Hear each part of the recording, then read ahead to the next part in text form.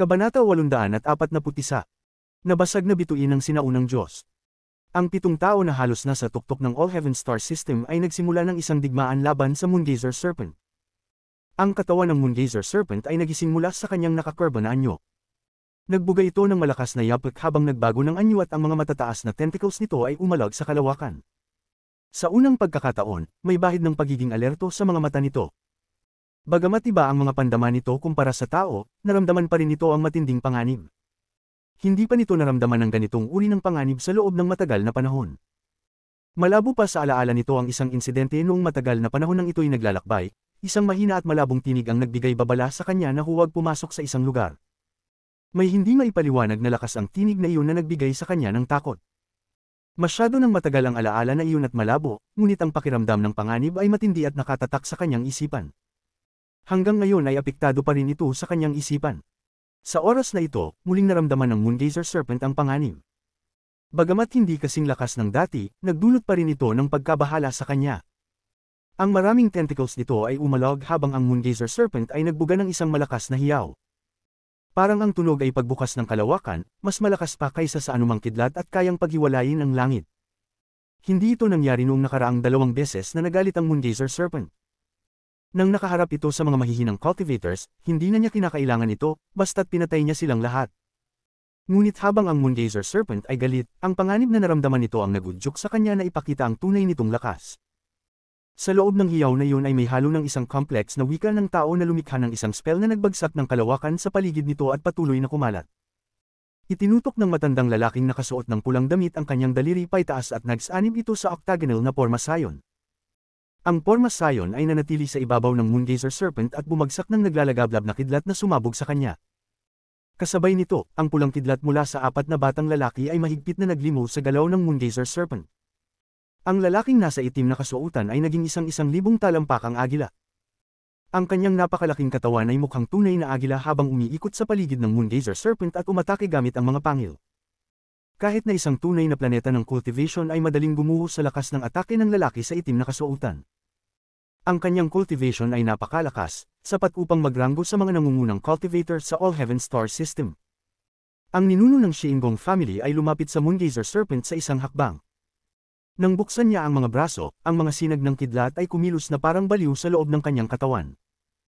Ang kidlat ay lumabas bilang mga dragon ng kidlat, at kahit na ang mga kidlat na ito ay hindi mula sa isang ancient thunder dragon, ito ay mula sa isang thunder spirit.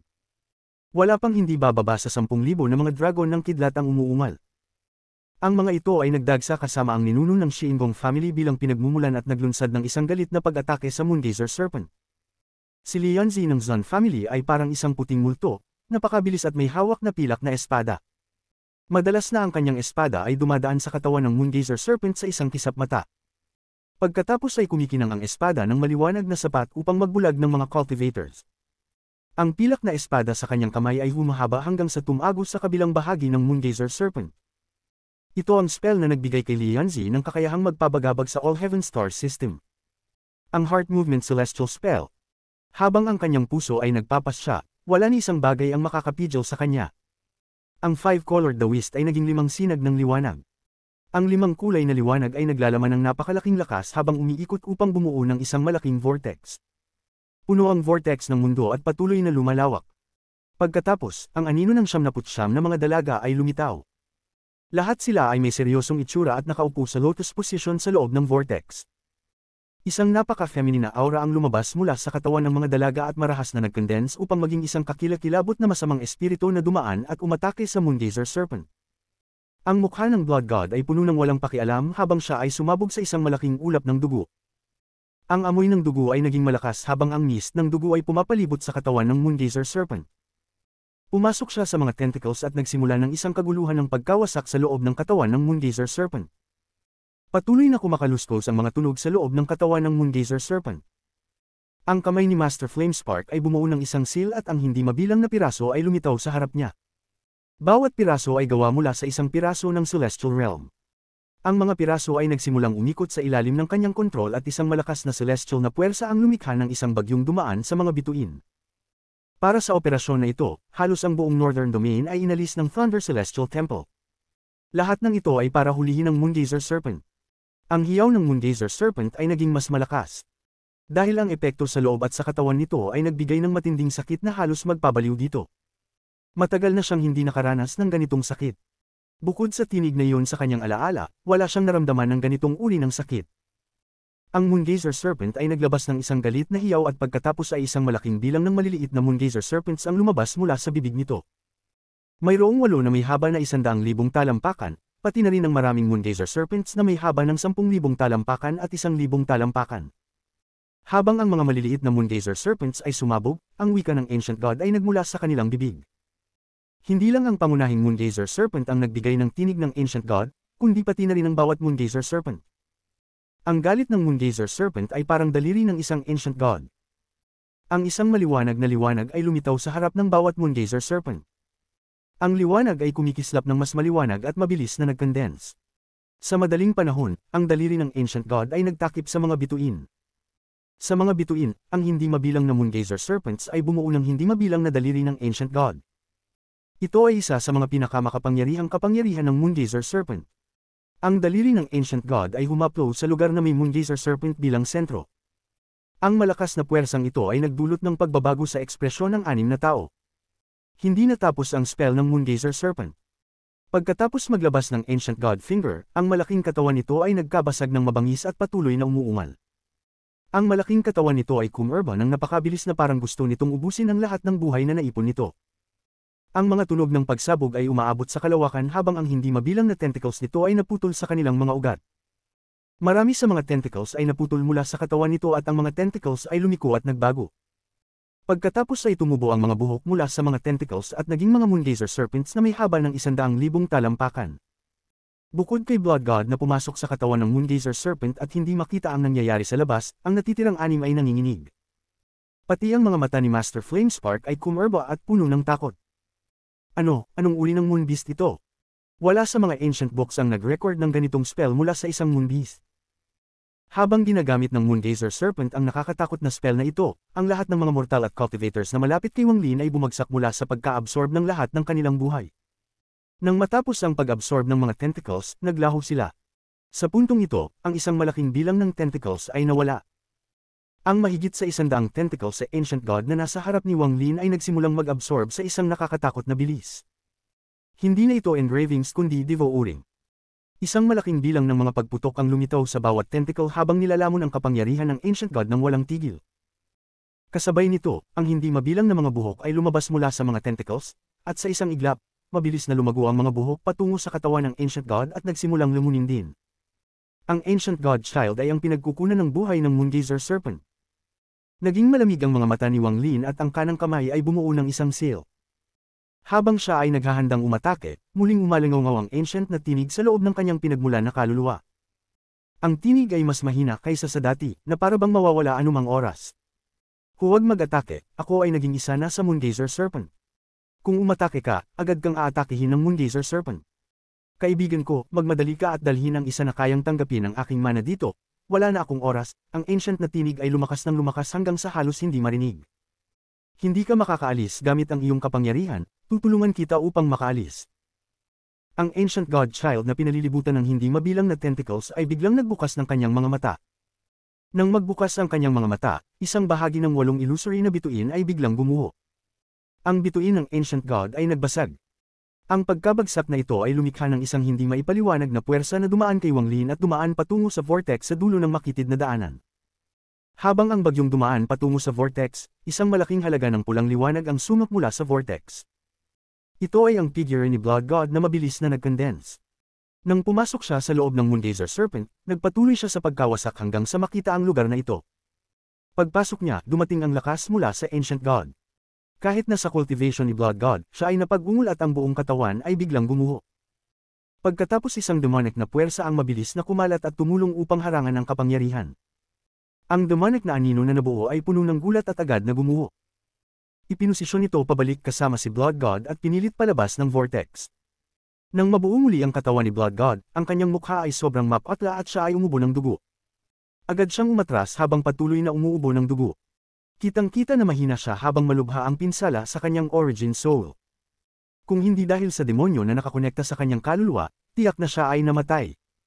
Puno ng gulat at takot at hindi makapaniwala ang mga mata niya. Ancient God. Ang demonic na anino ay lumitaw sa likod ni Blood God at sinabi ang parehong mga salitang ito. Pati na rin ang kanilang mga mata ay puno ng takot. Kabanata 842. Sinelyuhan ng Moongazer Serpent. Hindi nag-atubili si Blood God na magpakawala ng isang malaking ulap ng dugo at gumamit ng Blood Escape kasama ang demonic shadow na nasa likod niya. Sa labas, lahat ng mga tentacle mula sa Moongazer Serpent ay nahulog at naging hindi mabilang na mas maliliit na Moongazer Serpents. Dahil dito, napanganga ang mga matandang halimaw sa paligid. Nagniningning ang mga mata ni Master Flamespark at mabilis niyang ginawa ang mga sails. Agad na napalibutan ng mga fragment ang lugar. Kasabay nito, umarangkada si Master Flamespark at nagbuga ng isang malakas na sigaw, na nagkalat ng mga misteryosong puwersa. Bawat fragment ay puno ng lakas. Pinalibutan nito ang lahat ng Moongazer Serpents at mabilis na umikot, na bumuo ng isang malaking vortex. Inikat ng matandang lalaking nakapulang damit ang kanyang mga manggas at ang octagonal formation ay bumagsak. Naging mga mas maliliit na formation ang mga ito at inipit ang bawat Moongazer Serpent. Pagkatapos, lumipad ang matandang lalaki, nagbuo ng sail gamit ang kanyang kamay, at hinati ang kanyang isip upang pumasok sa bawat formation. Ang apat na batang lalaki ay mahigpit na lumibot sa Moongazer Serpent habang patuloy na pinipigilan ng pulang core ang daraanan ng Moongazer Serpent. Nagniningning ang mga mata ni Lianzi. Hawak ang pilak na espada, dumaan siya sa blockade at nilapitan ng hindi mabilang na mas maliliit na Moongazer Serpents. Mabilis siya kaya kadalasan, bago pa kumalat ang mga pilak na liwanag, siya ay nakakasugod na. Gayunpaman, wala sa mga atake na ito ang nakaapekto sa Ancient God Finger na nilikha ng galit na Moongazer Serpent. Ang hindi mabilang na Ancient God Fingers na nagtipon ay nagsimulang maglabas ng lakas sa lahat ng direksyon. Boom, boom, boom, ang mga tunog ng kulog ay umalangaw-ngaw. Ang Ancient God Finger na nilikha ng pangunahing Moongazer Serpent ay tumama sa blockade na nilikha ng apat na batang lalaki. Agad na pamatla ang mukha ng isa sa mga batang lalaki at umubo ng malaking halaga ng dugo. Nagkaroon ng mga bitik sa pulang core sa ibabaw ng kanyang ulo at mabilis na kumalat ang pulang ulap. Kasabay nito, ang mukha ng isa pang batang lalaki sa kabila ay pamatla at nanghina ang kanyang katawan. Gayunpaman, may isang pulang liwanag sa ibabaw ng kanyang ulo na tumagos at pumasok sa pulang core sa ibabaw ng kanyang ulo. Nang umalis ang pulang liwanag mula sa batang lalaki, bigla siyang bumagsak. Lumikha ang matandang lalaking nakapulang damit ng hindi mabilang na octagonal formations, ngunit lahat ng ito ay bumagsak sa ilalim ng impact ng Ancient God Finger. Damyugo mula sa gilid ng bibig ng matandang lalaking nakapulang damit. Ang mga mata ni Master Flamespark ay namumula. Naglabas siya ng isang sigaw at ang kanyang kamay ay nagbuo ng isang seal na nagdulot sa mga fragment ng Celestial Realm na lumaki. Para bang ang Thunder Celestial Realm ay lumitaw dito. Sa isang tingin, parang ang mga Moongazer Serpents ay napapaligiran ng mga fragment ng Celestial Realm. Ang kulog ay nagkonekta sa mga fragment at inilock ang Moongazer Serpent sa loob, at nagsimulang mag-contract ang mga fragment. Sa sandaling ito, ang buong Northern Domain ay nanginginig, para bang ang espasyo mismo ay babagsak. Mga kasamang nag-aaral ng cultivation, tulungan niyo akong i-seal ang halimaw na ito. Ang boses ni Master Flamespark ay parang kulog. Iniunat niya ang kanyang braso at ang mga ugat sa kanyang mukha ay namaga habang ginagamit ang buong lakas. Isang bakas ng pagbabalik sa pinagmulan ng lumitaw mula sa katawan ni Master Flamespark. Kahit na ito ay isang maliit na bakas lamang, nagdulot ito ng panik sa Moongazer Serpent. Naalala nito na sa kanyang memorya mula noon, ang nakakatakot na boses na nagbabala sa kanya ay may parehong aura. Maliban na ang aura ng boses na iyon ay mas malakas. Naalala ng Moongazer Serpent ang nakakatakot na pakiramdam ng boses na iyon matapos madama ang aura ni Master Flamespark. Naalala nito na nang madama niya ang aura na iyon, para bang bumalik siya sa kanyang buhay sa loob ng katawan ng Ancient God, kung saan siya nabubuhay ng walang kamalayan. Ang mga mabagsik na roars ay nanggaling mula sa kanyang katawan. Pagkatapos, ang malaking katawan nito ay naggalaw ng mabilis at isang kakaibang boses ang lumabas mula sa kanyang bibig. Ang lahat ng Ancient God Fingers mula sa mas maliliit na Moongazer Serpents ay nagsimulang magtipon sa harap ng pangunahing katawan. Ang mga hindi mabilang na Ancient God Fingers ay nagsanib. Ang Ancient God Fingers sa harap ng pangunahing katawan ay hindi na ilusyon at naging totoo. Kasama ang magaspang na balat na may mga bitik na parang mga rune, isang material na Ancient God Finger ang lumitaw sa harap ng Moongazer Serpent. Pinindot ng daliri ito kasabay ng isang malakas na sigaw. Ang tatlong batang lalaki sa harap ng Moongazer Serpent ay hindi nakalaban. Ang kanilang mga katawan ay sumabog. Ang mga pulang core sa ibabaw ng kanilang mga ulo ay nagwasak din, na nagdulot ng isang malaking pulang ulap. Nawala ang blockade at isang malaking bilang ng Moongazer Serpents ang sumugod palabas. Ang Xiingong family ancestor ay humakbang pasulong na ang kanyang katawan ay puno ng kulog. Isang malaking bilang ng Thunder Dragons ang lumitaw upang harangin ang mga Moongazer Serpents. Para bang ang buong Northern Domain ay nanginginig habang ang mga tunog ng rumble ay umalingaw sa buong mga bituin. Ang espasyo sa loob ng lugar ay nagsimulang mag-collapse. Pati ang blockade na ginawa ng mga mensahero ng Thunder Celestial Temple na 50,000 kilometro ang layo ay naapektuhan. Isang puwang ang lumitaw, ngunit mabilis itong napuno ng kulog. Kasabay nito, ang multo na nilikha ng Five Color Dawist ay sumugod at sinimula ng atake nito sa Moongazer Serpent. Ang black-robed na middle-aged na lalaki ay sumunod na malapit sa Five Color Dawist. Naging isang malaking agila siya at nagbukas ng kanyang bibig upang magbuga ng isang kampana. Ang kampana ay ilusyonaryo at pinalibutan nito ang malaking agila. Habang ang agila ay sumugod, nagsimulang magring ang kampana. Ang tunog ng kampana ay naglalaman ng isang malakas na puwersa. Habang ito ay umaalingaw, ang nasirang espasyo ay naging mas matindi at tinulak diretso patungo sa Moongazer Serpent. Gayunpaman, ang mga atake na ito ay agad na bumagsak sa harap ng halos materyal na Ancient God Finger. Ang unang nakaharap sa Ancient God Finger ay si Leon Z mula sa pamilya Zon. Nang magdikit ang kanyang pilak na espada at ang Ancient God Finger, ang kanyang katawan ay naglabas ng tunog ng pagputok. Umubo siya ng dugo at naitaboy pabalik. Gayunpaman, matapos siyang maitapon ng 100 talampakan, ang mga mata ni Leon Z ay puno ng galit. Hindi na siya umatras at agad siyang sumugod muli. Ang kanyang level ng cultivation ay mataas, kaya hindi siya namatay sa ilalim ng Ancient God Finger, ngunit nasugatan ang kanyang origin soul. Hindi tumigil ang Ancient God Finger at patuloy na umusad. Ang matandang lalaking nakapulang damit ay naglabas ng isang malakas na sigaw at naging isang ulap ng dugo na nagsanib sa formation. Ang pulang octagonal formation ay sumalpok sa Ancient God Finger. Sa sandaling ito, ang multo na nilikha ng Five Color Dawist ay lumapit. Nang ito ay lumapit sa Ancient God Finger, nag-collapse ito sa malalaking itim na ulap at kumalat sa daliri, sinubukang kainin ito. Hindi tumigil ang Shingon family ancestor. Ang kanyang kamay ay nagbuo ng seal at tumuro sa pagitan ng kanyang mga kilay. Ang hindi mabilang na Thunder Dragons ay mabilis na nag-condense at naging isang kidlat na 100 talampakan ang kapal. Kumilos ito ng mabilis na hindi kayang sundan ng mata at tumama sa Ancient God Finger. Hindi rin tumigil ang Black Eagle na nilikha ng Black Robe na middle-aged na lalaki. Habang ang lahat ng spells ng 5 tao ay sumasalpok sa Ancient God Finger, siya rin ay sumugod. Ang kampana ay tumunog nang tumama siya sa Ancient God Finger. Ang lakas ng isang atake mula sa 5 tao sa tuktok ng All Heaven Star System ay kayang wasakin ng isang planeta. Hindi mahirap wasakin ang Northern Domain. Sa sandaling ito, ang kanilang mga spell ay bumuo ng isang matinding bagyo na kayang wasakin ang kalawakan. Ang bagyong ito ay napakalakas. Pati na ang mga ekspresyon ng mga mensahero ng Thunder Celestial Temple na 50,000 kilometro ang layo ay nagbago. Ang ilan sa mga nasa illusory yin ay agad na pamatla at damyugo mula sa mga gilid ng kanilang mga bibig. Ang bagyong ito ay direktang tumama sa halos materyal na Ancient God Finger. Boom! Isang malakas na tunog ng kulog na umalingaw sa buong Northern Domain. Si Leon Z ay napuno ng dugo habang ang dugo ay sumabog mula sa kanyang katawan at siya ay walang awa na itinapon palayo. Ang agila ng Black Robe na lalaki ay bumagsak at naitaboy palayo. May mga tunog ng pag-crack mula sa Shingon family ancestor. Pamatla ang kanyang mukha at umubo ng dugo habang mabilis siyang umatras. Ang pulang octagonal formation ng matandang lalaking nakapulang damit ay bumagsak at siya ay napagod. Napatumba siya habang umatras at wala ng bakas ng dugo sa kanyang mukha. Ang pinakanapinsala ay ang Five Color Dawist na may pinakamahina na cultivation sa 5. Nang masira ang kanyang spell, ang mga tunog ng pagputok ay umabot sa kanyang katawan at siya ay patuloy na umubo ng dugo habang mabilis na umatras. Ang 5 tao ay lahat malubhang nasugatan. Ang Ancient God Finger ay bumagsak din sa ilalim ng pinagsamang lakas ng mga spell ng 5 tao. Ang salpukan ng mga spell na ito ay lumikha ng isang shockwave na kumalat ng mabilis. Ang rumble ay patuloy na kumalat habang ang espasyo ay nag-collapse. Ang lugar sa loob ng 50,000 kilometro ay agad na naapektuhan ng shockwave. Ang ilang mga abandonang planeta ay agad na nagbasag. Ang mga mensahero ng Thunder Celestial Temple na 50,000 kilometro ang layo ay lahat umubo ng dugo. Hindi na nila kayang panatilihin ang blockade at lahat ay nawasak.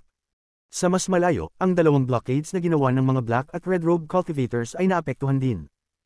Lahat sila ay pamatla at mabilis na umatras. Sa sandaling ito, sa loob ng Moongazer Serpent, ang Ancient God na nasa harap ni Wang Lin ay nanginginig ng malakas habang ang mga tentacles ay patuloy siyang kinakain. Isang bituin sa kanyang noo ang biglang bumagsak. Matapos bumagsak ang bituin, isang malaking bahagi ng kapangyarihan ay naabsorb ng mga tentacles, ngunit ang mga mata ng Ancient God ay nagbigay ng kakaibang liwanag at nagsimula ng isang komplikadong dasal. Isang bahagi ng lakas ay kinuha at bumuo ng isang simpleng transfer array. Kasapi ko, bilasan mong umalis, dalhin ang tunay kong kasapi dito. Tahimik na nag-isip si Wang Lin habang tinitingnan ang mahina at nasugatang ancient god.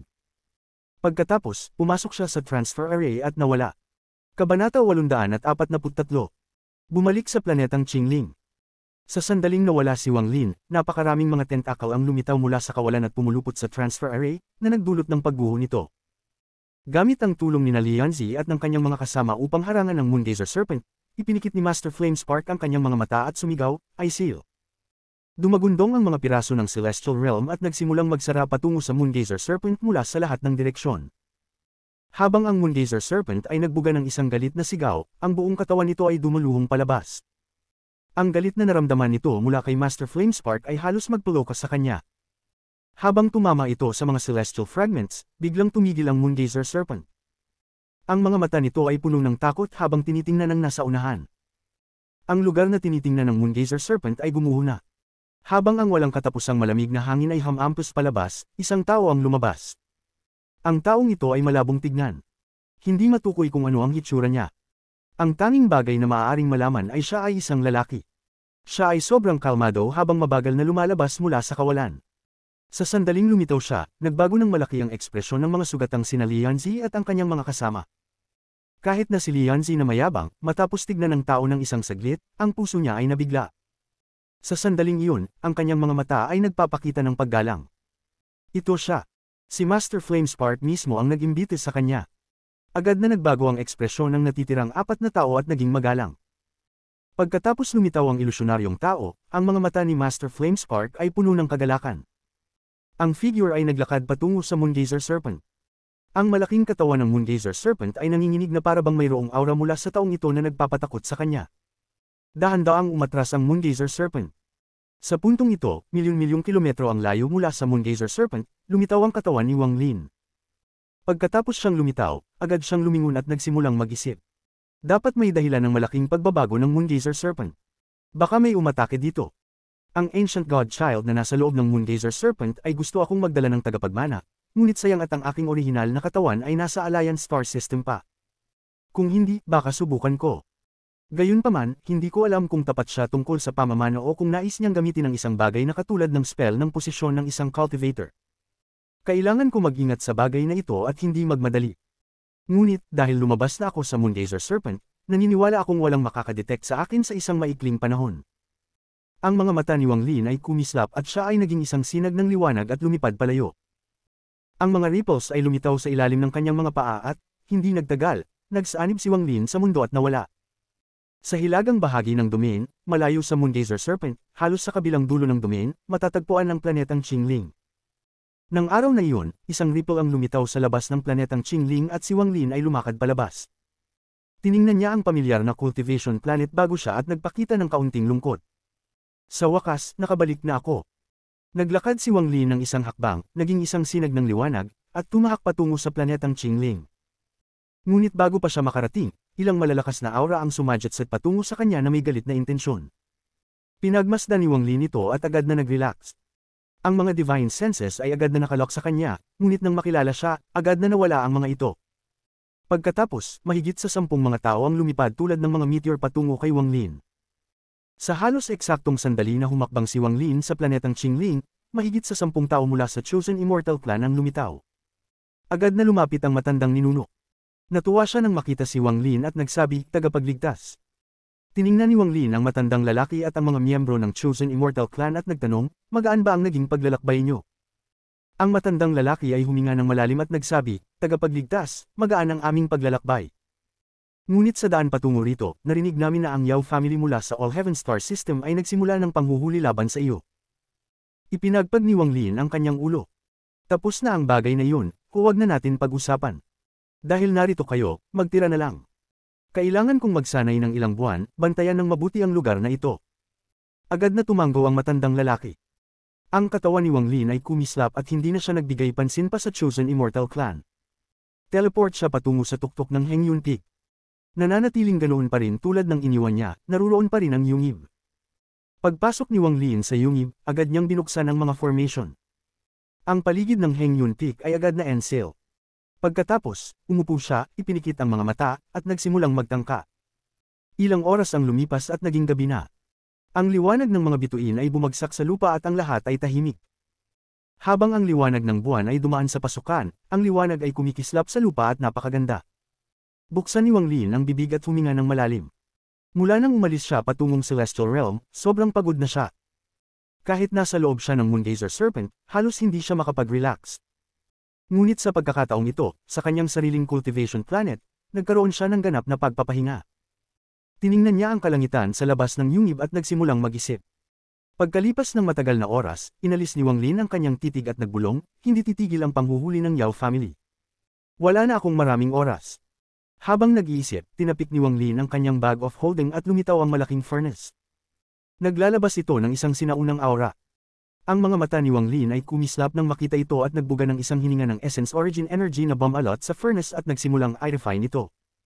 Habang pinapalakas ko ang furnace, mas maraming lakas ang makukuha ko. Ngunit ngayon kailangan ko itong pag-aralan ng mabuti. Huminga si Wang Lin at ang malaking furnace ay agad na lumiit. Sa kalaunan, naging isang sinag ng liwanag at nilamon ni Wang Lin. Ang anino sa likod niya ay kumislap at lumabas si Tashan. Si Tashan ay malubhang nasugatan at ang mga mata nito ay malungkot. Nang umupo siya, ipinikit ni Tashan ang kanyang mga mata. Sa utos ni Wang Lin, nagsimula siyang magpagaling. Pagkatapos mag-isip ng ilang sandali, tinapik ni Wang Lin ang kanyang bag of holding at lumitaw si Yao Bindian, na kanyang tinatakan. Ang Karma Whip ay pumulupot sa kanyang Origin Soul at ang Soul Flag ay nakapulupot sa kanyang katawan. May mga daan-daang libong gintong runes na bumabalot sa kanya. Nang tignan ni Wang Lin si Yao Bindian na sealed, ang mga mata niya ay kumislap at ang kanyang kanang kamay ay bumuo ng seal. Agad na tumindig ang mga gintong runes sa paligid niya at binigyan ng gintong glow ang yungib. Sa ilalim ng mga rune symbols ay ang Soul Flag. Iniabot ni Wang Lin ang kanyang kanang kamay at ang itim na usok na nakapalibot sa katawan ni Yao Bindian ay lumisan, ganap na binubuksan ang kanyang katawan. Ang kanyang mga damit ay halos sirang-sira na at labis siyang kaakit-akit. Ang mga mata ni Yao Bindian ay nakapikit at ang kanyang mukha ay mapotla. Para bang ang buhay nito ay maaaring mamatay anumang oras. Gayunpaman, may malaking halaga ng Origin Energy sa kanyang katawan, ngunit ito ay nakahiwalay at hindi kayang magtulungan sa kanyang Origin Soul. Tinutok ni Wang Lin ang kanyang mata kay Yao Bindian at nagsimula mag-isip. Ang pag-refine sa babaeng ito bilang isang Celestial Guard ay isang opsyon, ngunit bago yun, kailangan kong gamitin ang kanyang lakas. Ang mga mata ni Wang Lin ay nagiging malamig habang itinuro ang kanyang kanang kamay sa gitna ng kanyang noo. Ang Origin Energy sa katawan ni Wang Lin ay mabilis na nag-activate at pumasok sa katawan ni Yao Bindian sa pamamagitan ng kanyang daliri. Ang Origin Energy ni Wang Lin ay nag-form ng isang vortex sa loob ng katawan ni Yao Bindian. Agad nitong inabsorb ang ilang bahagi ng kanyang Origin Energy, kaya lumaki ito. Si Wang Lin ay labis na maingat habang ang vortex ay unti-unting nagsisipsip ng higit pang Origin Energy. Nang halos mawalan siya ng kontrol, bigla siyang humila ng pabalik. Biglang nanginig ang katawan ni Yao Bindian at ang kanyang mga sirang damit ay agad na tinangay. Kasabay nito, ang vortex sa kanyang katawan ay lumabas at ang masaganang Origin Energy ay bumalot sa paligid. Agad na binuksan ni Wang Lin ang kanyang bibig at nilamon ito. Ang Origin Energy na lumabas mula sa katawan ni Yao Bindian ay naging usok at ininhale ito ni Wang Lin. Pagkatapos pumasok ang Origin Energy sa katawan ni Wang Lin, ang kanyang mga mata ay kumislap ng maliwanag at ang kanyang kutis ay bahagyang naging pula. Ang kanyang Origin Soul ay mabilis na inabsorb ang Origin Energy na nilamon niya mula kay Yao Bindian. Bumilis ang oras at ang araw ay dahan-dahang lumitaw sa labas ng yungib. Ang liwanag mula sa araw ay bumagsak sa lupa, pinapalabas ang lamig ng gabi at nagbibigay ng pakiramdam ng init. Sa loob ng yungib, bumagsak si Yao Bindian sa lupa. Nang tumama ang araw sa kanya, ito ay lumikha ng isang napakagandang tanawin. Sa oras na iyon, nagbigay si Yao Bindian ng isang hindi maipaliwanag na uri ng kagandahan, ngunit may halong lungkot sa kagandahang ito. Nagtrabaho ang Origin Soul ni Wang Lin buong magdamag. Nilamon niya ang Origin Energy ng buong lakas at ginawang kanya ito. Habang nangyayari ito, unti-unting gumaling ang sugat ng kanyang Origin Soul. Pagdapol ng araw, ang kanyang Origin Soul ay ganap ng gumaling. Hindi lang iyon, kundi dahil sa pag-refine ng Origin Energy ni Yao Bindian, naging mas malakas pa ang kanyang Origin Soul. Pagkaraan ng ilang sandali, lumabas si Wang Lin ng isang bundle ng kulay abong usok na pumuputi sa paligid ng yungib, at binuksan niya ang kanyang mga mata. Nang walang pag-aalinlangan, ipinatom niya ang kanyang daliri sa pagitan ng mga noo ni Yao Bindian. Pumasok ang Origin Energy sa katawan ni Yao Bindian at nag-form ng isang vortex na patuloy na sumisipsip sa Origin Energy na na-separate mula sa kanyang katawan. Kapag na-absorb ko na lahat ng origin energy niya, malaking pagtaas sa aking cultivation level ang mangyayari. Kailangan ko na lang dagdagan ang aking domain para makapasok sa ikalawang hakbang at maabot ang Nirvana Scryer stage. Nagpakita ng kakaibang liwanag ang mga mata ni Wang Lin habang tinitingnan si Yao Bindian. Nang maabot ng vortex ang kanyang limitasyon, agad niya itong hinayla palabas. Kabanata 844. Lemunin. Isang bagyong ikinagulat ng halos lahat ng mga nag-iisip ng cultivation ng dumaan sa All Heaven Star System. Ang malaking, mabagsik na halimaw na nagpatay ng hindi mabilang na mga cultivator ay nahuli ng buhay ng Thunder Celestial Temple. Kaunti lamang ang nakakaalam kung paano ito nagawa, ngunit ang resulta ay ikinagulat ang lahat ng mga cultivator sa All Heaven Star System. Sa oras na ito, umabot na sa rurok ang kasikatan ng Thunder Celestial Temple. Nalampasan pa nito ang ilang mga pamilya na may mga pamana mula sa sinaunang panahon at naging isang makapangyarihang simbolo ng All Heaven Star System. Sa pamamagitan ng bagyong ito, opisyal na nagsimula ang kompetisyon para sa 108 Celestial title. Bumagsak ang Celestial Realm at nawala ang mga Celestial, ngunit magkakaroon pa rin ng mga Celestial. Ang mga Celestial title na ibibigay ng Thunder Celestial Temple ay gagawin ng mga tao na iyon na mga Celestial. Ang mga pamilya ng 108 na tao na ito ay ituturing na mga Celestial Clans. Isa itong permanenteng titulo. Bawat Celestial sa digmaan laban sa Alliance Star System ay magiging isang leader, at ang kanilang mga pamilya ay makakakuha ng kanilang sariling cultivation planets. Matagal nang lumabas ang balita tungkol sa pagbibigay ng Celestial titles ng Thunder Celestial Temple, ngunit ngayon lamang nagsimula itong mangyari. Ito ay nagdulot ng pagkabaliw sa lahat ng mga cultivator sa All Heaven Star System. Ang lahat ng mga pangunahing miyembro ng maraming cultivation families ay umalis na. Napakaraming tao ang nakikipagkompetensya para sa Celestial titles, kaya inihayag ng Thunder Celestial Temple ang isang paunang round sa bawat isa sa 4 na domain. Isang mensahero mula sa Thunder Celestial Temple ang ipapadala upang pumili ng 108 mula sa bawat domain upang makipagkompetensya sa final battle para sa mga titulo. Ang lugar na nasa loob ng 50,000 kilometro mula sa Thunder Celestial Temple ay naging isang peace zone. Ang sinumang magtangkang makipaglaban sa loob ng lugar na ito ay mawawala ang kanilang pamilya. Ang petsa ng kompetisyon ay itinakda 4 na buwan mula ngayon. Kung ang balitang ito ay isang bagyo, ang susunod na inihayag ng Thunder Celestial Temple ay isang kaganapan na yayanig sa langit. Kapag napili na ng Thunder Celestial Temple ang 108 Celestial, bubuksan nila ang daanan patungo sa Alliance Star System. Magsisimula ang digmaan laban sa Alliance Star System. Ang buong All Heaven Star System ay naguluhan. Lahat ng mga cultivator ay nagsimula ng maghintay para sa araw na papasok sila at maghahasik ng pagpatay sa Alliance Star System. Ang matinding pagnanais ng pagpatay ay umapaw sa buong All Heaven Star System. Hindi alam ni Wang Lin ang tungkol dito. Siya ay nasa loob ng matinding cultivation sa loob ng nakaraang 10 araw. Sa mga araw na ito, patuloy niyang inaabsorb ang origin energy na nasa loob ni Yao Bindian. Patuloy niyang pinapino at inaabsorb ang malawak na halaga ng origin energy ni Yao Bindian. Dahan-dahan ngunit tiyak, ang energy na iyon ay naging kanya. Para kay Wang Lin, si Yao Bindian ay parang isang napakahusay na elixir na unti-unting nagpapataas ng kanyang cultivation level. Marami ang origin energy ni Yao Bindian. Matapos ang 10 araw, nakapag-absorb lamang si Wang Lin ng 30%. Matapos pag-refine at pag-absorb ng 30% ng origin energy ni Yao Bindian, ang cultivation ni Wang Lin ay umabot sa rurok ng corporeal yang stage. Isang hakbang na lang at maaabot na niya ang Nirvana Scryer stage. Gayunpaman, ang hakbang na ito ay parang isang malalim na paghinga. Hindi dahil kulang siya sa origin energy, kundi dahil kulang siya sa pagkaunawan ng kalangitan at isang pagbabago sa kanyang domain.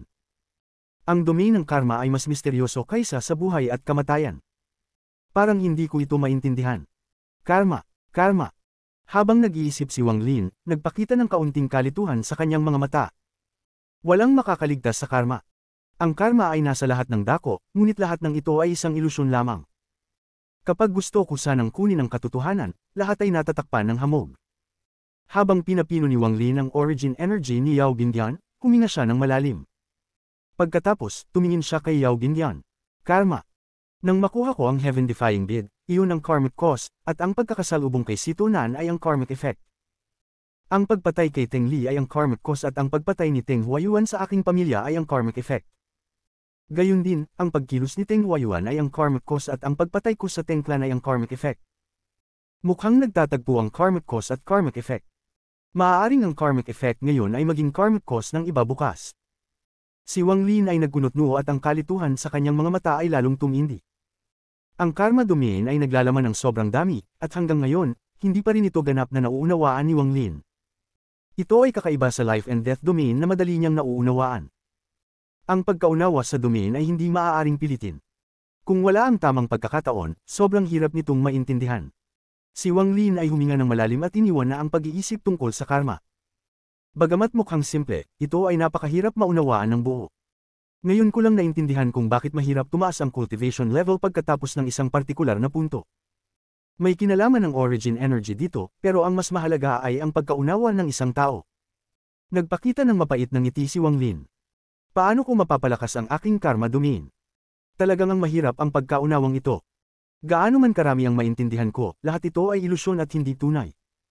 Paano ko gagawin na ang aking pagkaunawa sa karma ay maging totoo? Si Wang Lin ay huminga ng malalim.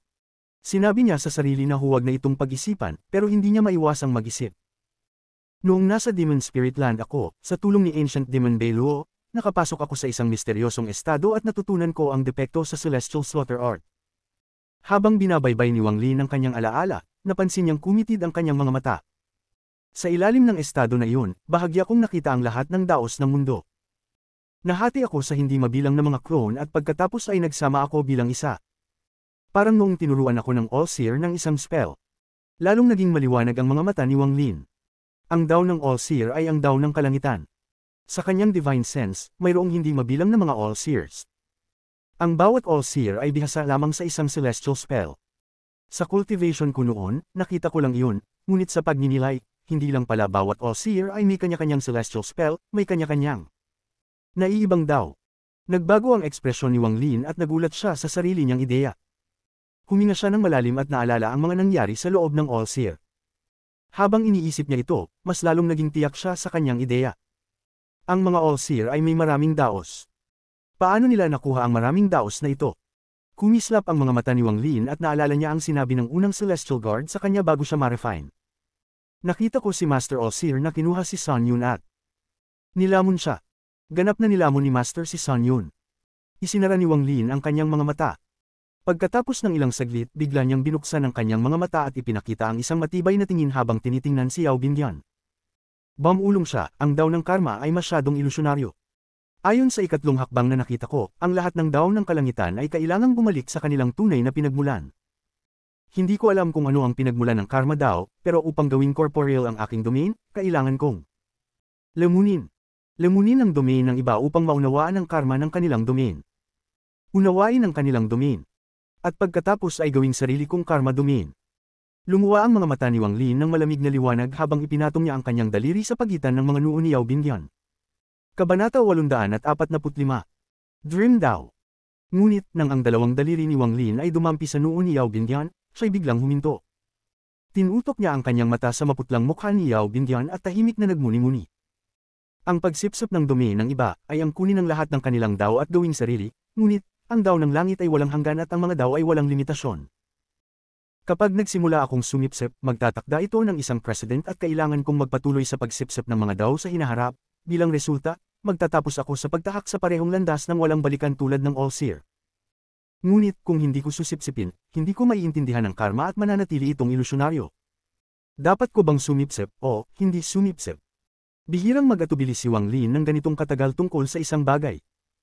Hindi niya nararamdaman ang awa kay Yao Bingyan, siya ay naghahanap lamang ng sarili niyang dao. Ang hakbang na ito ay labis na kritikal dahil ito ay pagpili ng dao. Ang mga nag-iisa ng mga cultivator ay ginugol ang buong buhay nila sa pagpapalago ng dao. Bawat tao ay may ibang dao. Depende sa damdamin at karanasan ng isang tao, ang kanilang dao ay patuloy na nagbabago. Lahat ng bagay sa mundo ay maaaring maging isang dao. Sinabi ng All-Seer na mayroon siyang 3,600 na incarnation at bawat incarnation ay kumokontrol sa isang celestial spell. Sa aking mga mata, ang mga 3,600 incarnations na ito ay nangangahulugang sumipsip siya ng 3,600 dao. Pagkatapos sumipsip ng maraming dao, hindi pa rin niya naabot ang ikatlong hakbang kahit na pagkatapos ng maraming libong taon. Ngunit kung hindi ko susipsipin, hindi ko makakamtan ng karma domain. Mananatili itong malabo at hindi tiyak. Kung wala akong direksyon, paano ko hahanapin ang dao? Ang mukha ni Wang Lin ay puno ng hindi tiyak na nararamdaman.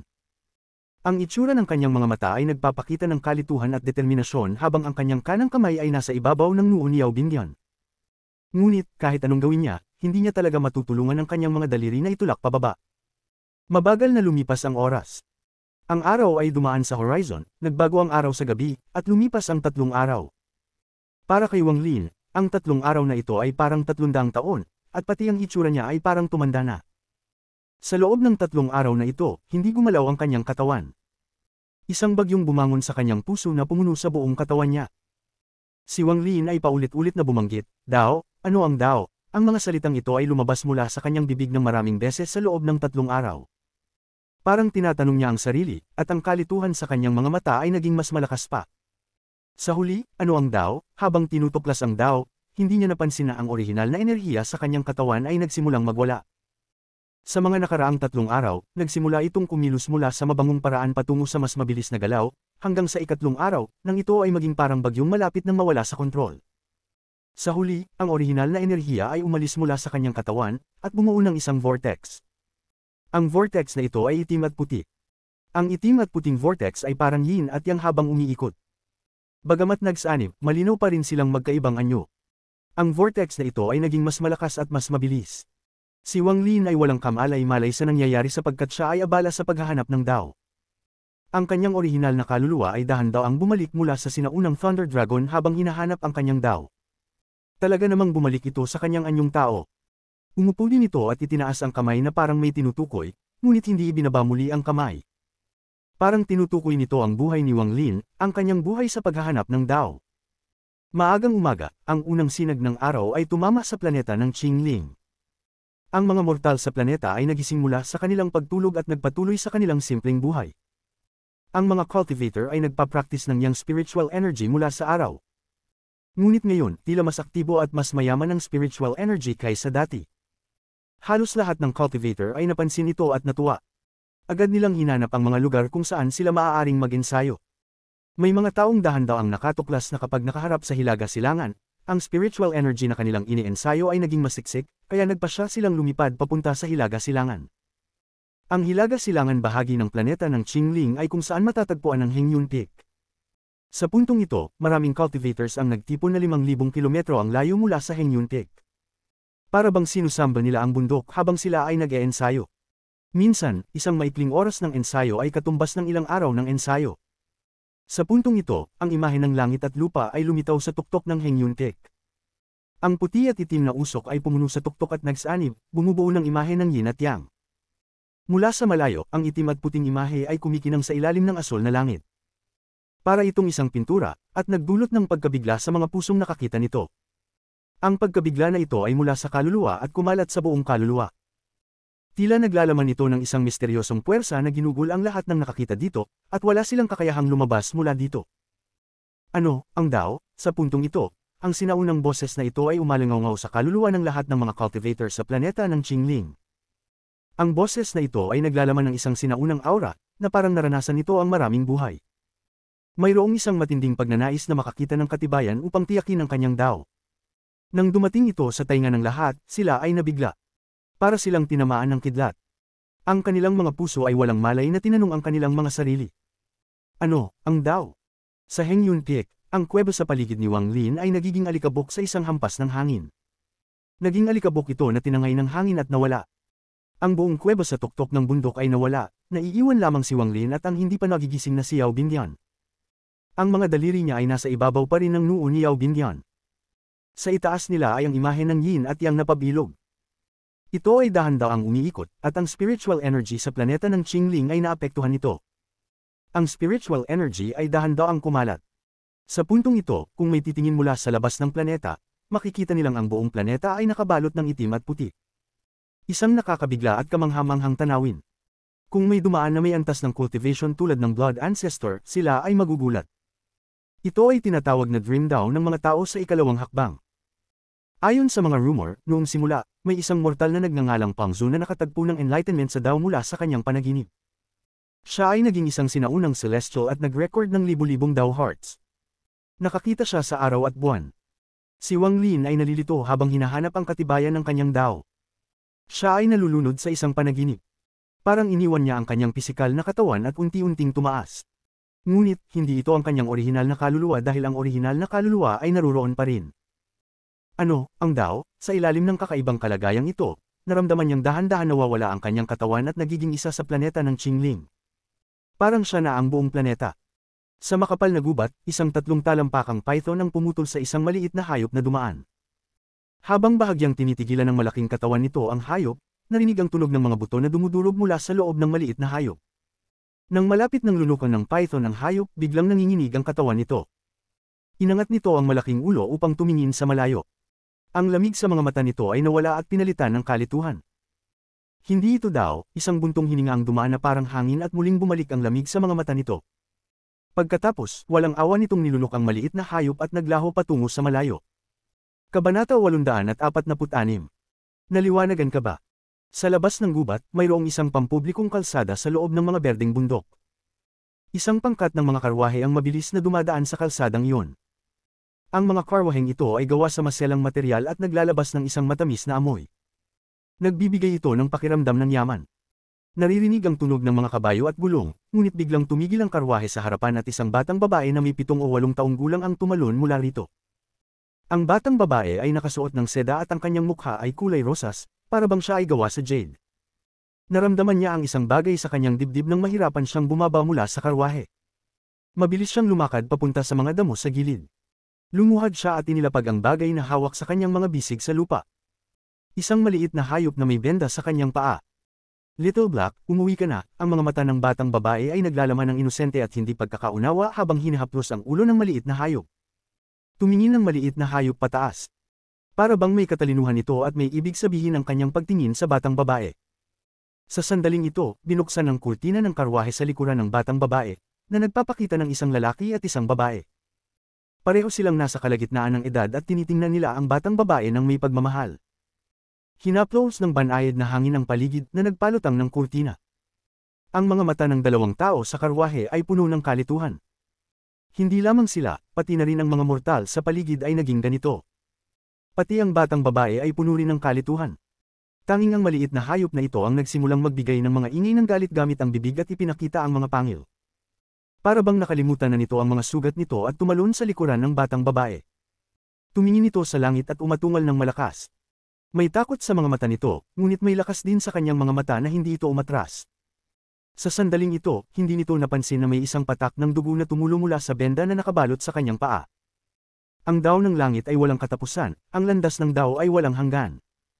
Ang mabuting gawa ngayon ay magdudulot ng karmang sanhi. Sa hinaharap, ang siklo ay matatapos at ang karmang epekto ay mabubuo. Isang sinaunang tinig ang umalangaw sa buong mundo, may kasamang liwanag ng kaliwanagan.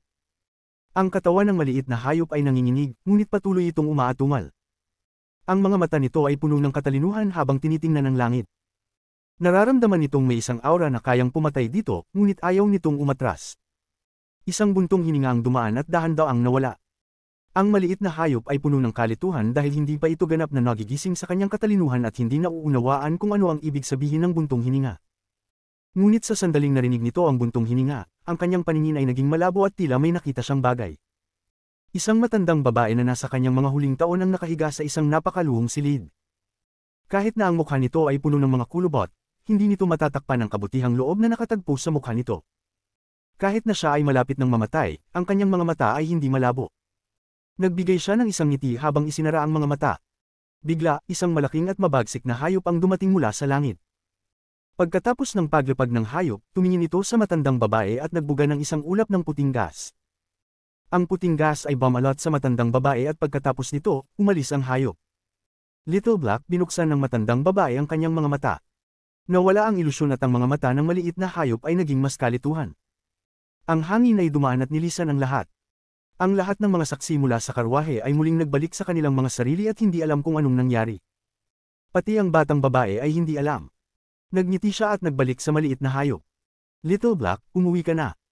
Sa isang baryo sa mundong mortal, isang babae sa kalagitnaan ng edad ang nagtuturo sa isang basag na mangkok at malakas na pinagsasabihan ng isang bata. Ang bata ay mukhang labis na nalulungkot habang nakatayo at umiiyak, ngunit hindi kayang magsalita. Sa tabi nila ay isang lalaki sa kalagitnaan ng edad. Nakasquat siya sa lupa, hawak ang isang pip. Matapos maghit-hit ng ilang ulit, binuksan ang kanyang bibig na parang gusto niyang magsalita, ngunit sa huli ay huminga na lang siya ng malalim. Sa sandaling iyon, dumaan ang isang banayad na hangin. Tumigil ang pagsisigaw at ang mga mata ng babae ay puno ng kalituhan. Hindi lamang siya, kundi pati ang lalaking humihitit ng pip ay tumigil din. Tanging ang bata na tila hindi nakapansin at patuloy na umiiyak ng mahina, "Inay, may bitik na sa mangkok." Ang daw ay katulad ng mangkok na ito, hindi perpekto at puno ng mga bitik. Maaaring mabasag anumang oras, isang sinaunang buntong hininga ang dumaan mula sa mundo at iniwan ito tulad ng isang banayad na hangin.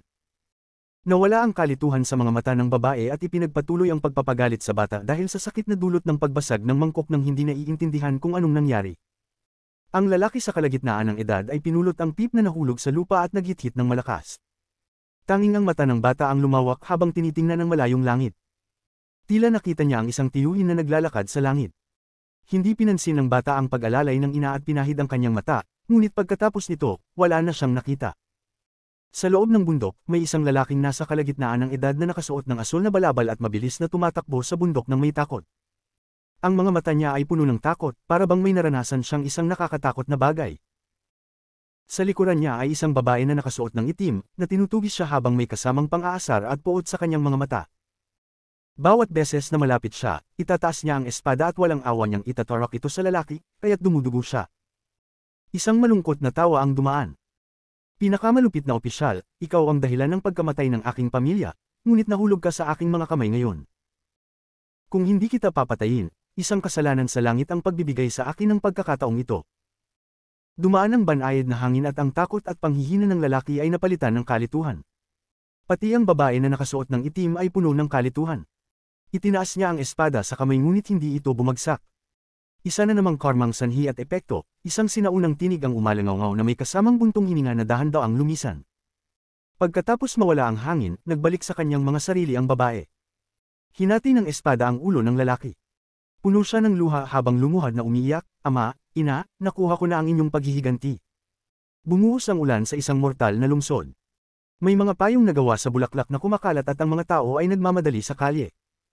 Ang kanilang mga hakbang ay nagdudulot ng alon sa tubig sa lupa. Isa-isa. Para bang bawat alon ay karmang dumaan na patuloy at nagiging bahagi ng dao. May hangin na pwedeng magwasak sa alon. Ngunit pansamantala lamang ito habang mabilis bumalik ang alon. Para bang walang katapusan ng alon. Sa malayo, isang grupo ng mga tao na nakasuot ng puti ang tumutugtog ng mga musikang panglibing at dahan-daang naglalakad.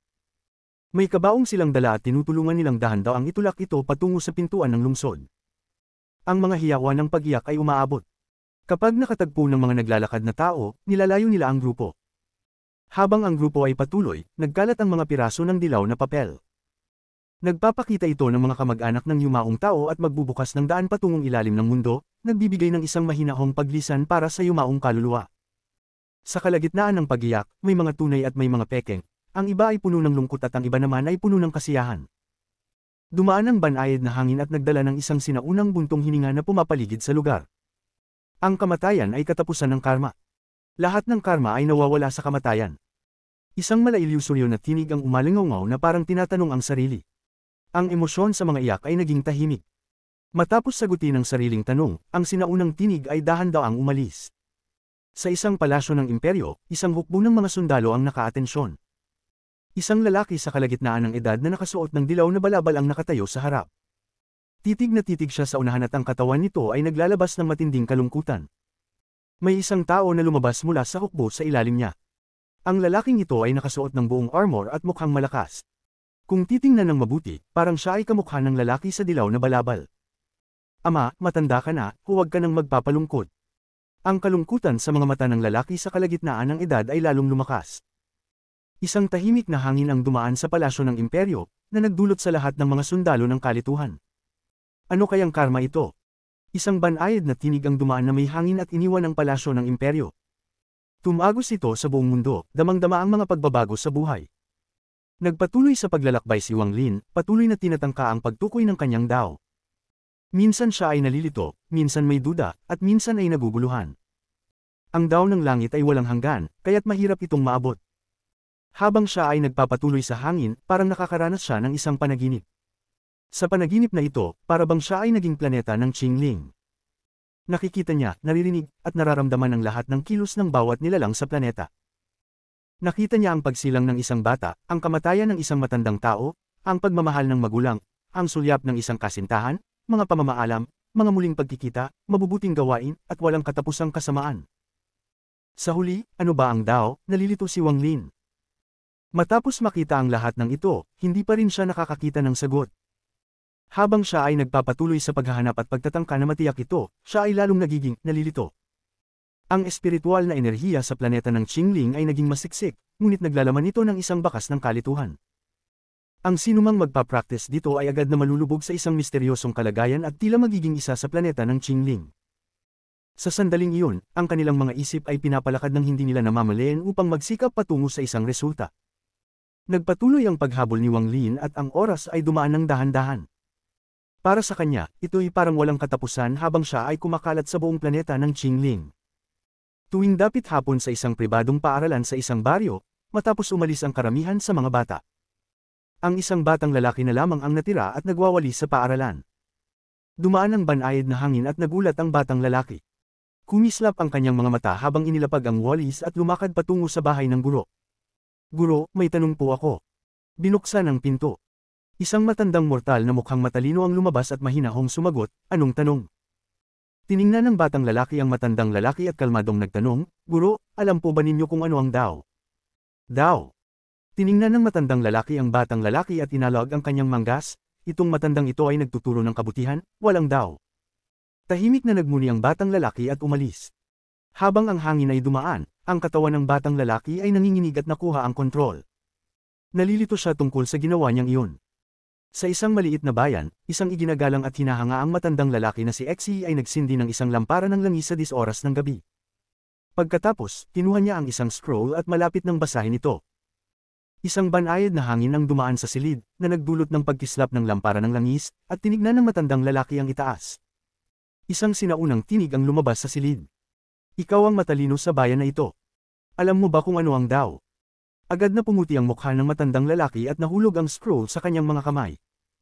Puno ng takot ang kanyang mga mata habang nanginginig siyang nagsabi, ikaw, tao ka ba o multo? Muling umalangaw ang sinaunang tinig, ano ang Dao? Ang matandang lalaki ay huminga ng malalim habang pilit na pinapalma ang sarili at nanginginig ang kanyang boses. Ang matandang ito ay hindi nauunawaan kung ano ang Dao.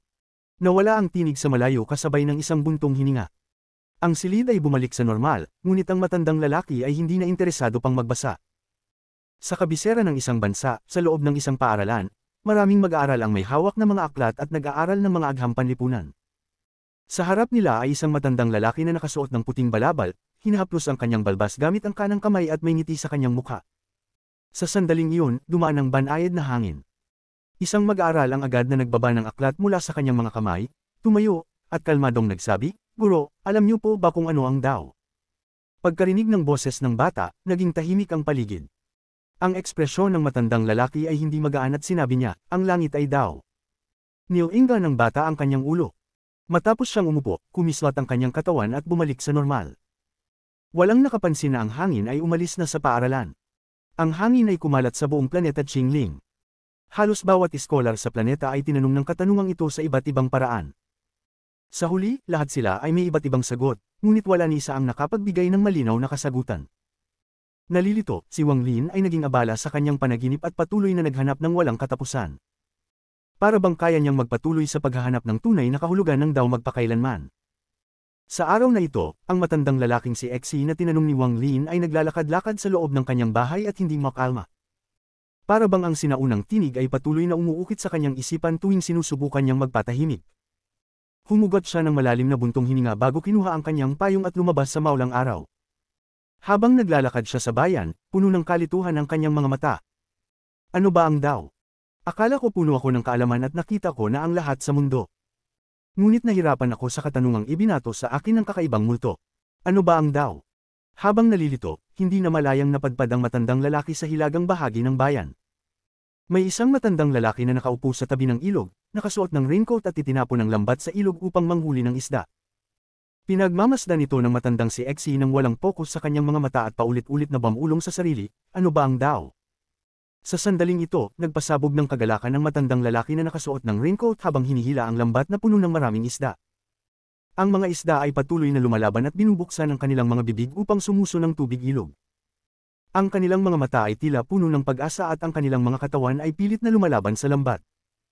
Ang eksenang ito ay damapo kay Exi na parang kidlat. Ang buong katawan niya ay nanginig habang tinitingnan ang mga isda sa lambat at ang matandang lalaki na humihila nito. Ito. Pwede bang ito ang Dao? Ako ang isda, ang lambat ay ang Dao, at ang ilog ay ang langit. Ang matandang lalaki na may lambat ay ang tagalikha na kumokontrol sa tadhana.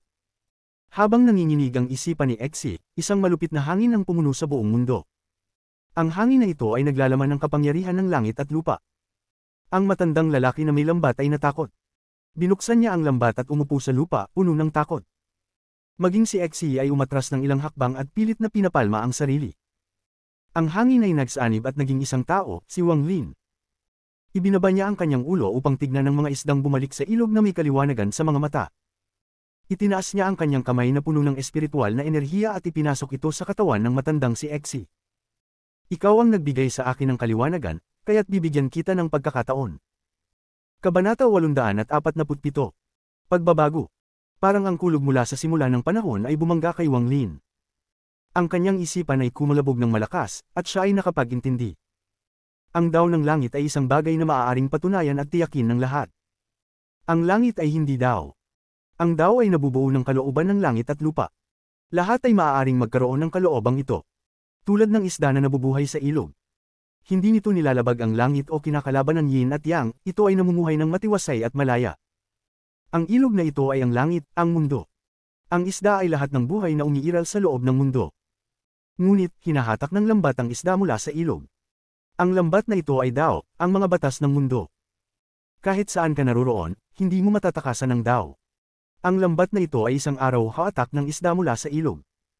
Paglabas ng isda sa ilog, haharap ito sa mga batas ng mundo. Maaaring sumunod ito at pumasok sa siklo ng reinkarnasyon, o maaari itong magrebelde. Basagin ang lambat at magrebelde. Ang mga nagbabalangkas ay parang mga isdang pilit lumalaban. Habang mas matindi ang kanilang paglaban, mas tinutuklaw nila ang Dao.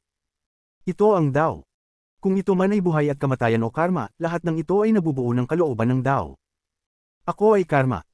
Ang hangin ay umihip ng malakas sa kalangitan at dinala si Wang Lin sa langit na walang iniwang bakas. Iniwan niya ang natatakot na matandang lalaki na nakasuot ng raincoat at si matandang Exi ay nakaramdam ng init sa kanyang katawan. Ang matandang si Exi ay mumutmuto, siya, tao ba siya o multo? Ang hangin ay kumalat at naghalo sa planeta Qingling. Sa sandaling ito, ang espiritual na enerhiya ay dumami ng hindi mabilang na beses. Hindi mabilang na espiritual na ugat ang nabuo at ang walang katapusang espiritual na enerhiya ay umagos.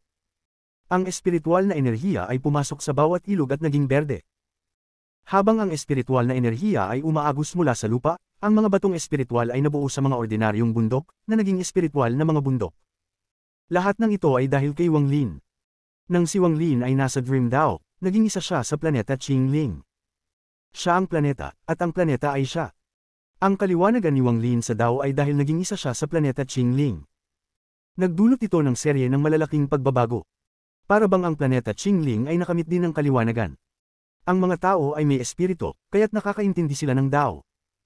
Ang mga hayop ay may kaluluwa, kaya't maaari din silang makaliwanagan. Lahat ng bagay sa mundong ito na may espiritu o kaluluwa ay kayang makaintindi ng Dao. Ang planetang ito ay may kaluluwa at maaari ding makaliwanagan.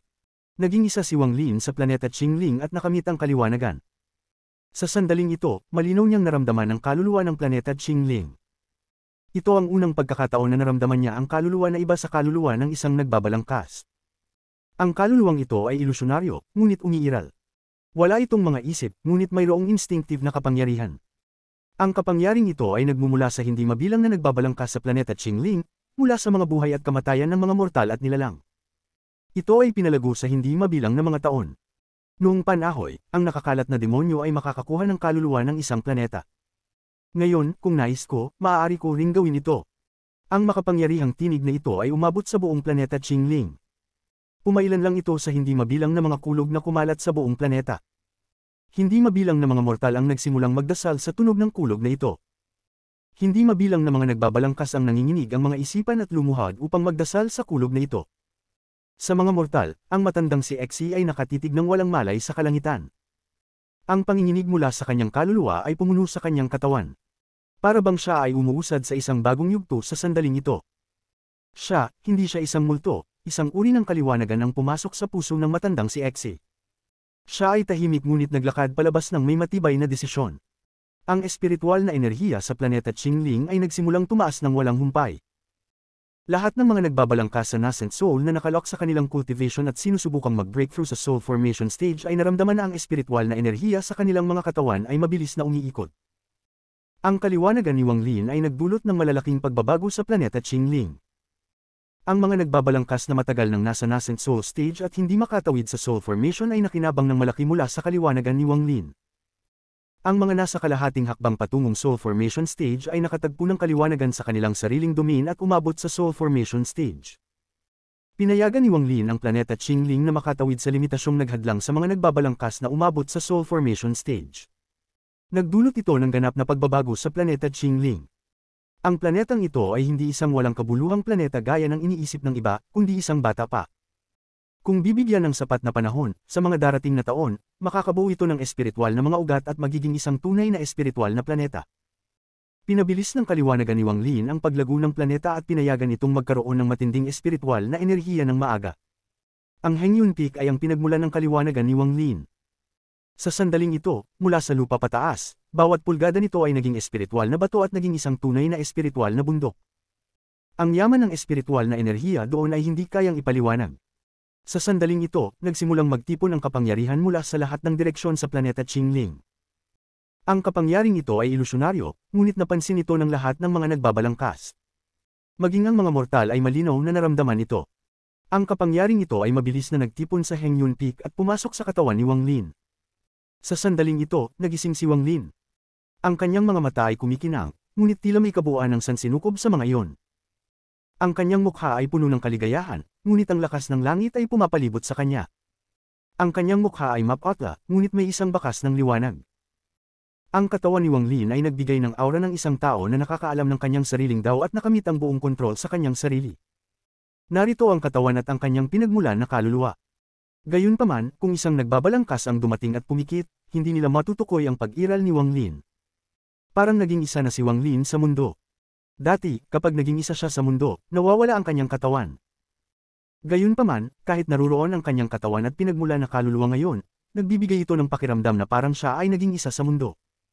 Para bang sa isang kaisipan, ang distansya ay nawala. Parang ang kanyang kaisipan ay karma. Ang langit ay walang bakas. Hindi ko namamalayan na pumasok ako sa aking sariling karma. Kung hindi dahil sa kaliwanagan, natatakot akong hindi ako madyay gising. Ang bagay na ito ay kakaiba, para bang maraming kaisipan ang pumasok sa aking isipan at pinalitan ang aking katinoan upang pilitin akong kumilos ayon sa isang ideal. Itinaas ni Wang Lin ang kanyang ulo habang tinitingnan ang kalangitan at ipinakita ang isang malamig na tingin. Ang kanyang tingin ay puno ng galit at naglalaman ng walang katapusang lamig. Habang tinitingnan niya ang kalangitan, isang walang katapusang lakas ang nagmula sa planeta Qingling. Galing ito sa bawat nagbabalangkas, bawat mortal, bawat nilalang. Ang kapangyarihang ito ay nagtipon patungo kay Wang Lin ng mabilis at sumabog patungo sa langit. Sa sandaling ito, kung ang planeta Qingling ay isang ilog, ang lahat ng nilalang sa planeta ay mga isdang lumalaban.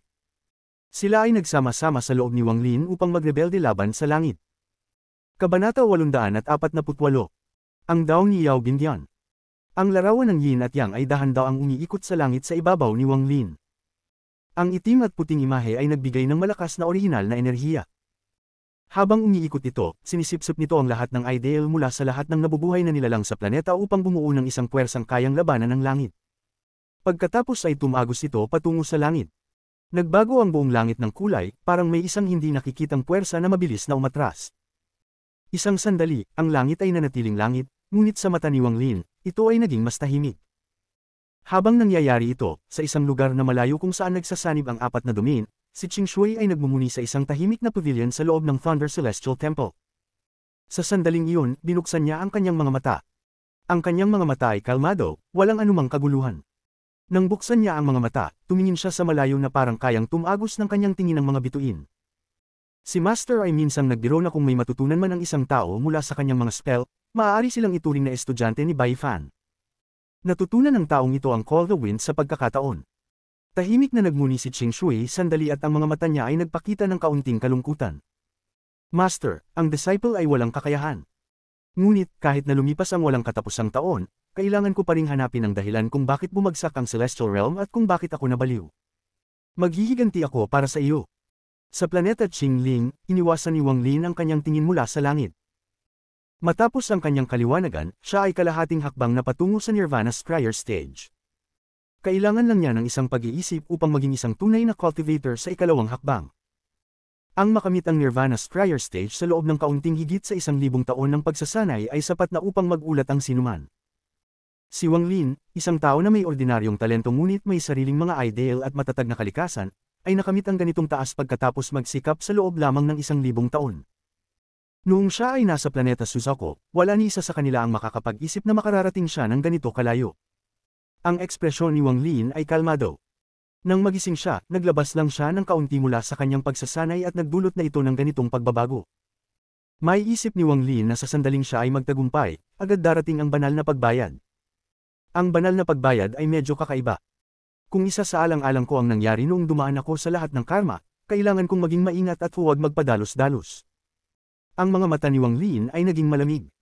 Dahil hindi siya nagpasakop sa langit nang umabot siya sa ascendant stage, tuwing tataas ang kanyang antas ng pagsasanay, siya ay pinipigil ng banal na pagbayad. Ang lakas ng banal na pagbayad ay mas malakas at kakaiba kaysa dati. Ibinaba ni Wang Lin ang kanyang ulo at tiningnan si Yao Binyan na hindi pa nagising. Hindi nagdalawang isip ang kanyang kanang kamay at ipinatong ito sa pagitan ng kanyang mga kilay. Ang pagsipsip ng mga dumiin ay maling landas. Ngunit bago ito, ang ideya na ito ay umuukit sa aking isipan. Kung hindi dahil sa kaliwanagan, malulubog ako sa dilema hanggang ang aking daw ay masira.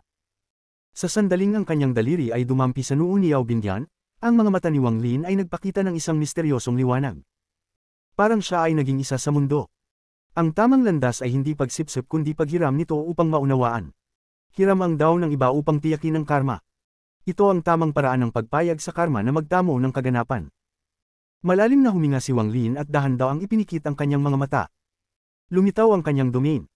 Ang itim at puting isda sa langit ay dahan daw ang umiikot at bumaba. Sa huli ay lumubog ito sa kanyang katawan at kay Yao Binyan. Ang bato ng langit na nakapaloob kay Wang Lin ay nagsimulang umikot at dahan daw ang sumipsip ng yin at yang. Batang kapatid, isang mahina na tinig ang umabot mula sa kalawakan. Ang tinig na ito ay puno ng hindi maipaliwanag na kalungkutan.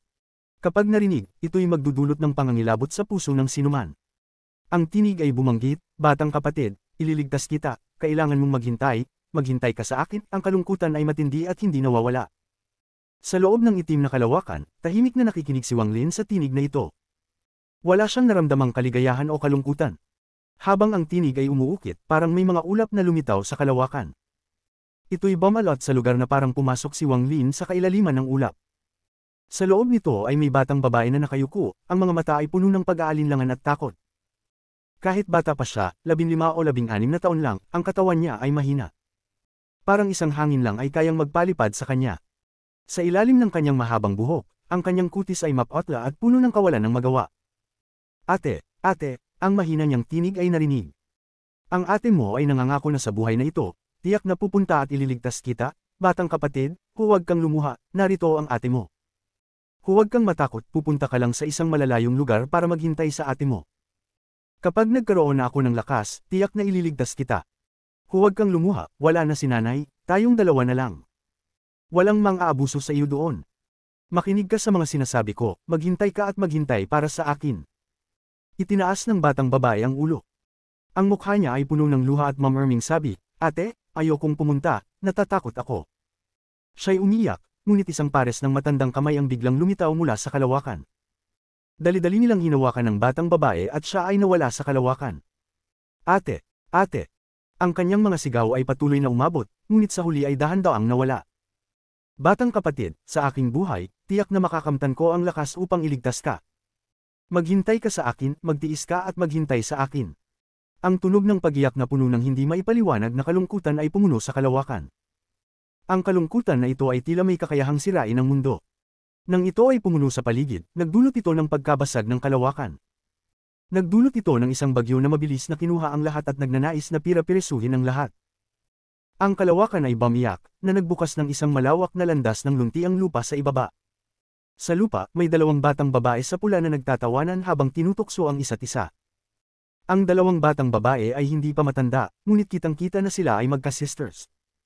Ang batang-batang humahabol sa kanyang nakatatandang kapatid ay may mahina at payat na katawan. Bagamat ang mukha niya ay puno ng ngiti, ang mukha niya ay nakakatakot na mapotla.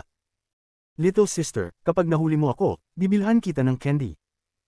Ang batang babae sa unahan ay lumingon at tiningnan ang nakababatang kapatid at nagtawanan. Ate, mabagal ka. Ang batang babae ay nagmamadaling tumakbo, ngunit sa sandaling nagsimula siyang tumakbo, nadapa siya at nagsimulang umiyak. Agad na tumakbo ang kanyang ate at yumuko. Malumanay niyang sinabi, huwag ka nang umiyak. Pagbalik natin, bibigyan ka ate ng candy. Bago pa man siya makapagsalita, agad na hinawakan ng umiiyak na bunso ang damit ng kanyang ate at tumawa, ate, nahuli kita. Niloko mo ako. Nagtawanan ang dalawang bata at nagsimulang maglaro. Pagkaraan ng ilang sandali, tila napagod sila at naupo sa lupa. Tumingin ang bunso sa kanyang ate at malumanay na nagsabi, ate, bakit tayo dinala dito ng lolo? Para ba makita natin si nanay? Miss ko na si nanay. Sa sandaling iyon, nagbago ang kulay ng kalangitan. Isang malaking ulap na pula ang nagsimulang magtipon sa itaas ng dalawang bata. Sandali lamang at ang pulang ulap ay nagbago ng anyo at naging isang tao. Ang taong ito ay nasa katanghaliang gulang at napakagwapo. Naglalabas siya ng aura ng isang celestial.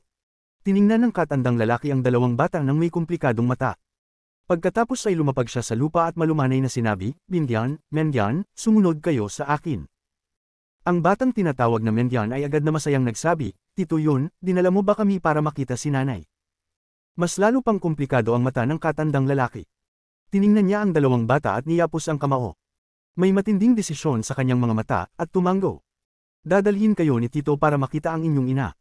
Pagkatapos ay inalag niya ang kanyang manggas at agad kinuha ang dalawang bata.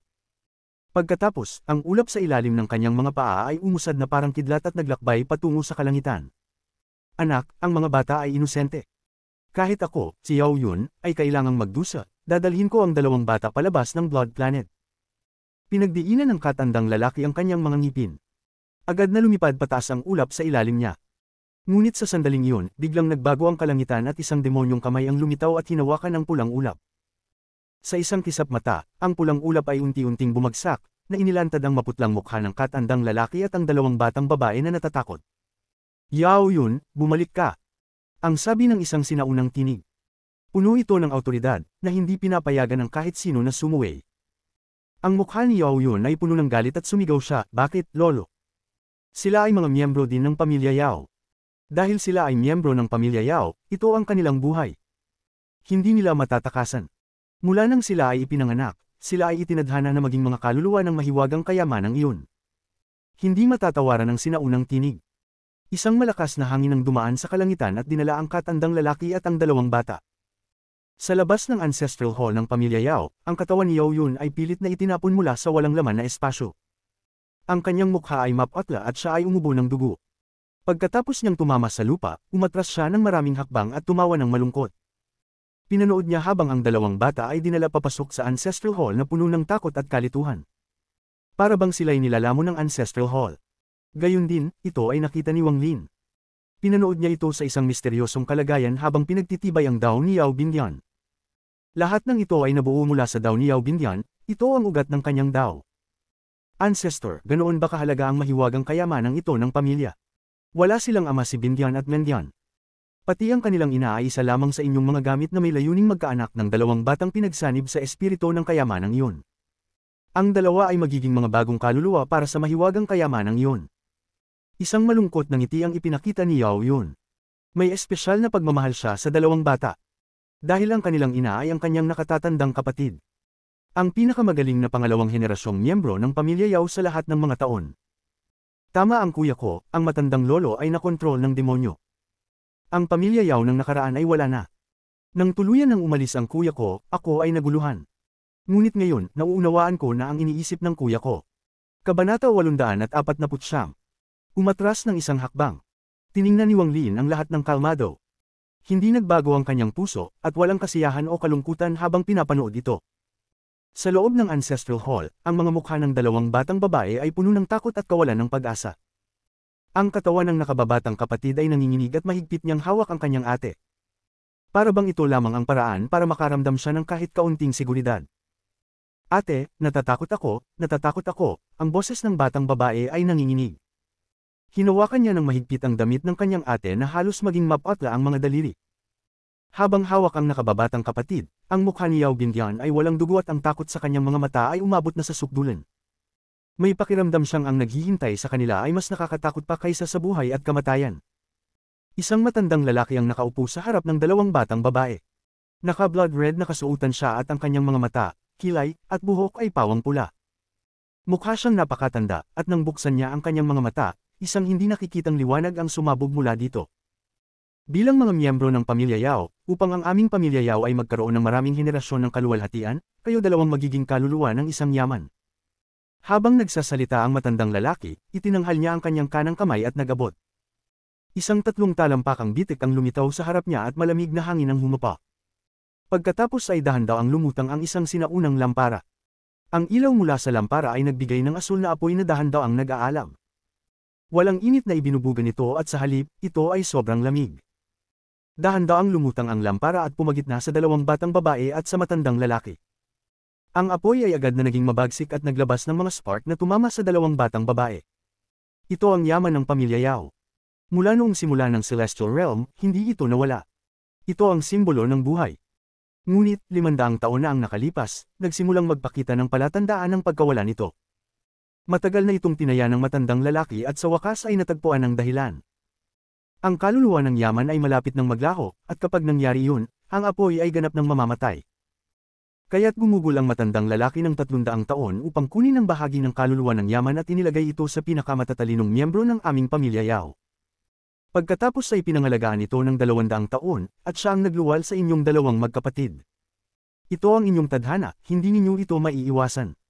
Ipinanganak kayo upang maging kaluluwa ng yaman.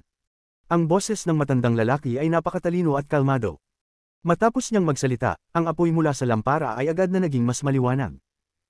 Ang apoy ay mabilis na naging isang ulap ng apoy. Habang ang ulap ng apoy ay gumagalaw, naging isang demonyo ito. May 2 sungay at ang katawan nito ay napakalaki. Ang buong katawan niya ay gawa sa apoy at agad na lumabas. Demonic na nilalang. Nang makita ito, ang kanyang isipan ay nanginginig. Ang demonyo na ginawa ng apoy ay isang sinaunang demonyo. Sa oras na lumitaw ito, ang buong Ancestral Hall ay napuno ng mga apoy. Binuksan ng mabagsik na sinaunang demonyo ang bibig nito at tumalima patungo sa 2 batang babae. Ang batang babae na humahawak sa damit ng kanyang ate ay sumigaw, "Ate!" Ang takot sa boses na iyon ay sapat na upang magpabilis ng tibok ng puso ni Wang Lin. Ang mukha ng ate ay mapatla at ang takot na nasa mukha niya ay umabot na sa sukdulan. Natatakot siya, sobrang takot. Hindi pa siya nakaranas ng ganitong takot. Nang makita niyang malapit na ang demonyo, napuno siya ng takot at hindi sinasadyang umatras ng isang hakbang. Ang nakababatang kapatid ay nasa harapan niya. Ang demonyo ay nilamon siya at mabilis na umatras. Ang damit ng ate ay napunit dahil sa mahigpit na hawak ng nakababatang kapatid. "Ate! Ate! Iligtas mo ako! Iligtas!" Ang mga malungkot na iyak niya ay umaabot sa buong Ancestral Hall. Habang tinatabunan siya ng demonyo, bigla itong tumigil.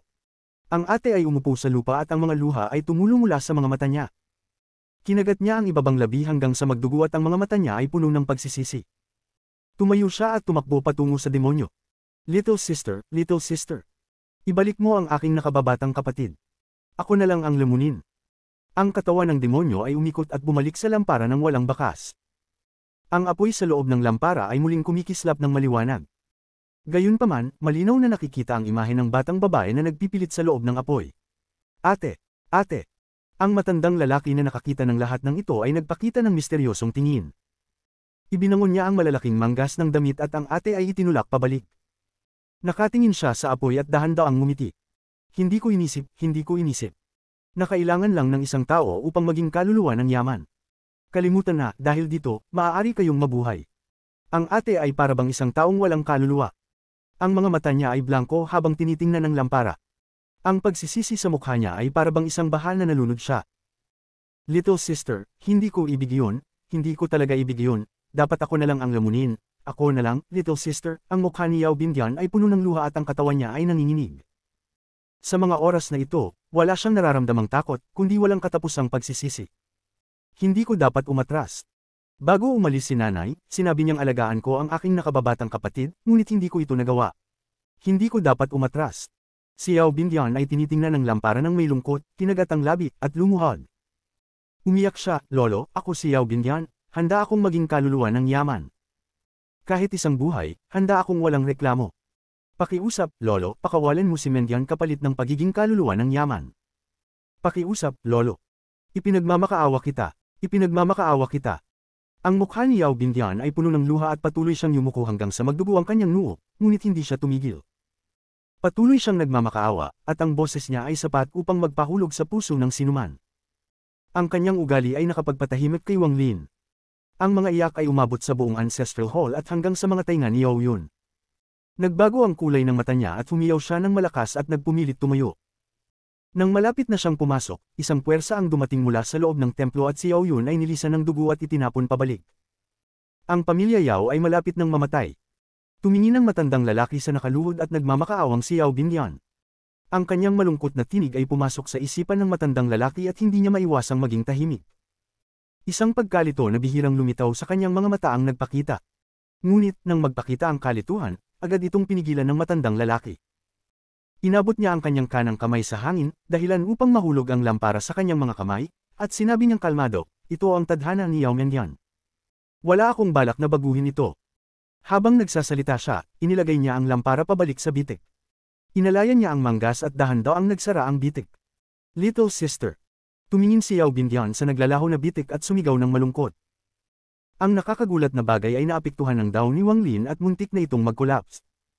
Little sister, kailangan mong maging malakas at maghintay kay ate. Hindi ko pa dinala sa iyo ang candy, hindi pa kita dinala kay nanay. Little sister, maging malakas at maghintay kay ate upang iligtas ka. Little sister, tiyak na pupunta ako at ililigtas ka. Ito ang aking pangako sa iyo, ito ang pangako ng iyong ate. Kasama ng malungkot na iyak, ang lahat ng nakita ni Wang Lin ay nag-collapse. Ang ancestral hall ay wala na. Wala na ang lampara. Wala na ang matandang lalaki. Wala na ang bitik. Ang lahat ng ito ay nagdurog at bumalik sa walang bisa. Ang tanging natirang bagay ay si Yao Bindian na nakaupo sa lupa. Ang kanyang mga mata ay puno ng pagsisisi at lamig. Sino man ang makakapagligtas sa aking nakababatang kapatid, ako, si Yao Bindian, ay magiging iyong alipin sa mga henerasyon. Kahit mawalan ako ng konsensya, basta't mailigtas ko ang aking nakababatang kapatid, ako ay willing. Wala nang pagsisisi.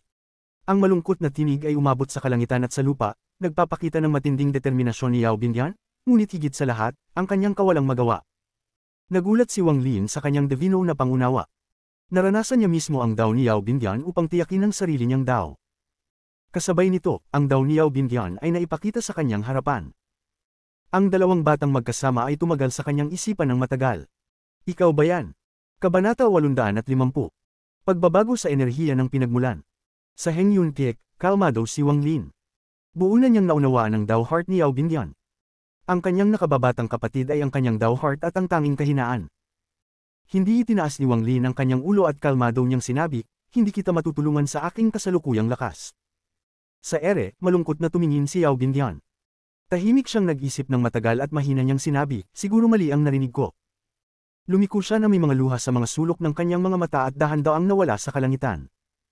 Mula simula hanggang wakas, hindi itinataas ni Wang Lin ang kanyang ulo, ngunit ang kanyang mga mata ay nakapikit habang siya ay malalim na nakalubog sa kanyang karma daw. Sa loob ng kanyang katawan, ang itim at puti na isda ng yin at yang ay dahan-daw ang umiikot. Lumitaw sila sa likod niya at nagtipon habang umiikot.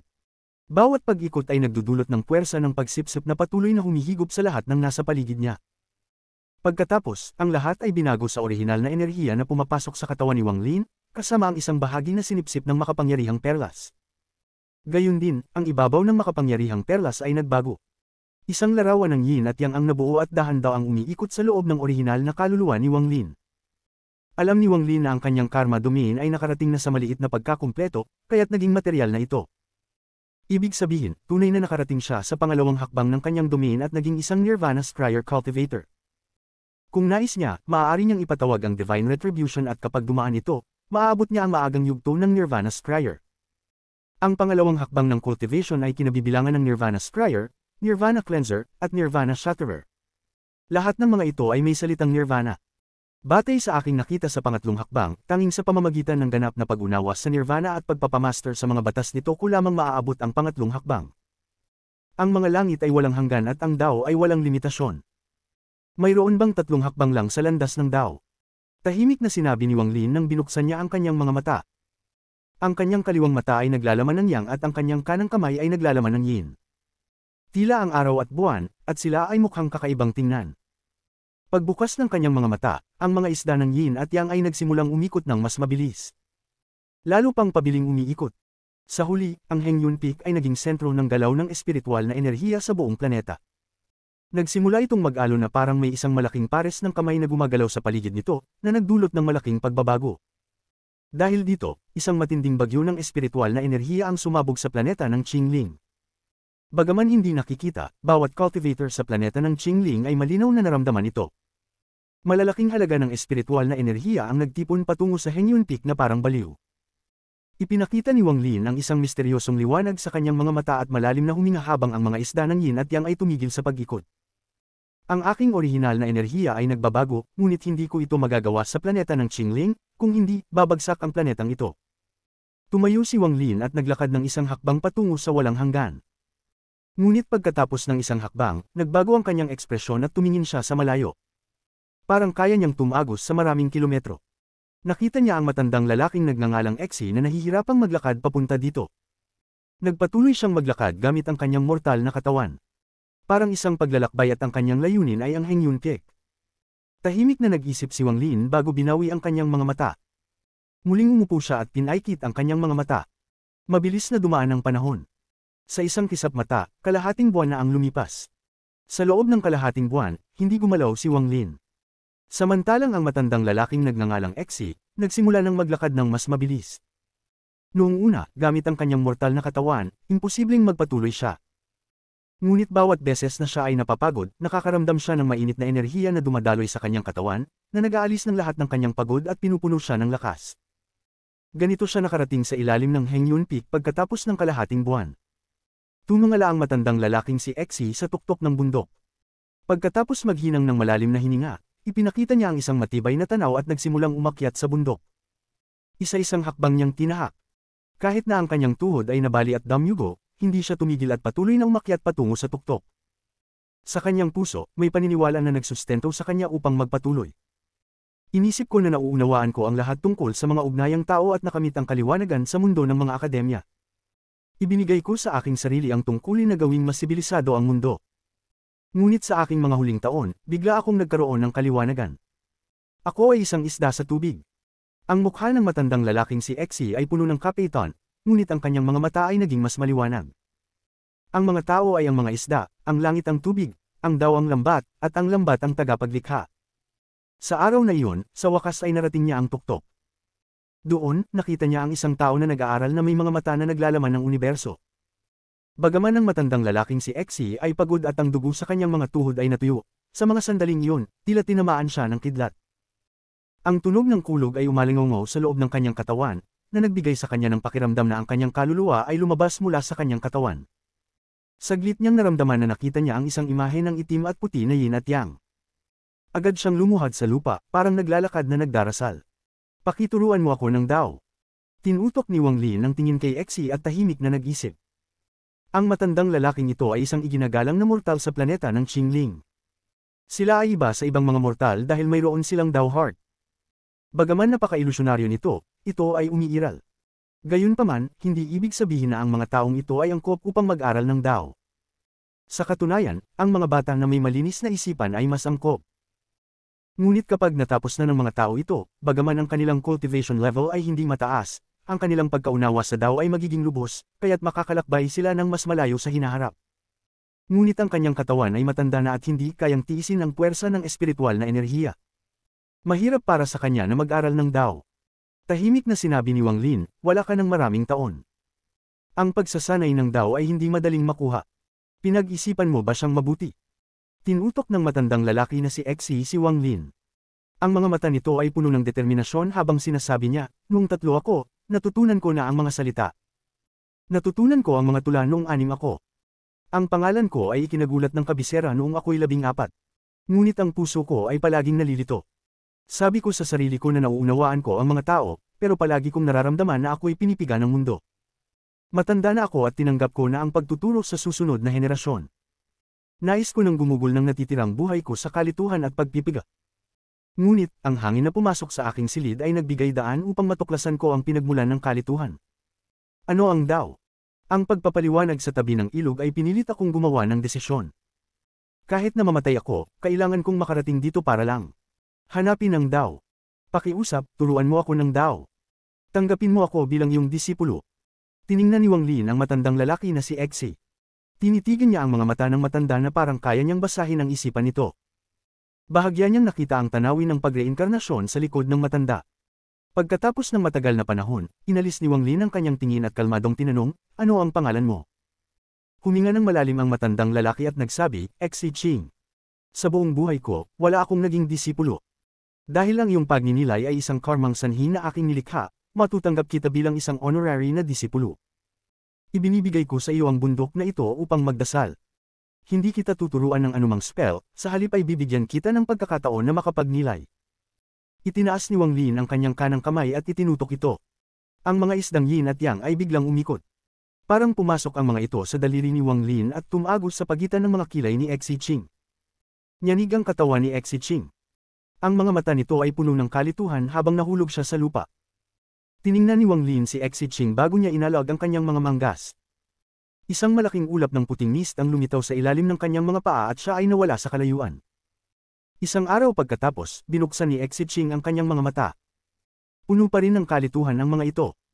Pagkatapos mag-isip ng matagal, umupo siya sa tuktok ng bundok, ipinikit ang mga mata, at tahimik na nagsimula ng kanyang pagninilay. Hindi agad umalis si Wang Lin sa planeta ng Qingling at nagpunta upang hanapin ang Chosen Immortal Clan. Kinuha niya ang dilaw na talisman, ngunit wala ni isa man sa kanila ang nakakakilala dito.